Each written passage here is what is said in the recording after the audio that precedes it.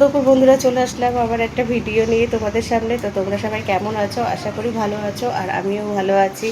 তা রোজগার মতন কী রান্না করেছি সেই সব নিয়ে চলে আসলাম তোমাদের সামনে। তো চলো কি রান্না করেছি। এখানে তোজো তো ঘুমাচ্ছে, এই যে তোজো ঘুমাচ্ছে। তোজোর শরীরটা আবার খারাপ করেছে, ঠান্ডা লেগেছে। ঠান্ডা ক্যাডবেরি খাচ্ছে, ফ্রিজ থেকে বের করছে আর খাচ্ছে, আর ঠান্ডা লেগে গেছে। এখন রান্না বান্না সব কাজকর্ম, রান্নাঘরে রান্না করার পরে যেসব কাজ থাকে সব করা কমপ্লিট, সব কিছু করা হয়ে গেছে। এবার শুধু খাবো।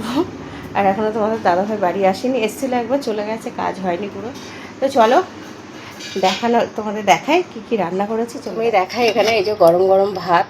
আর এখন আমাদের কিন্তু হাঁড়িতে ভাত করা হচ্ছে, কেন আমার বাড়িতে এখন লোকজন আছে, তার জন্য হাঁড়িতেই ভাত করছি। একজন এসছে ঘুরতে, তো সে ক্যামেরার সামনে আসতে যায় না, তার জন্য তাকে আনা হচ্ছে না, দেখানো হচ্ছে না। আর এখানে করেছি, এই যে দেখো, এটা হচ্ছে কি মাছ বলে,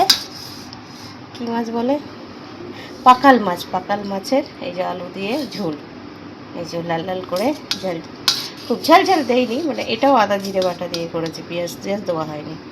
এই যে পাকাল মাছের ঝোল।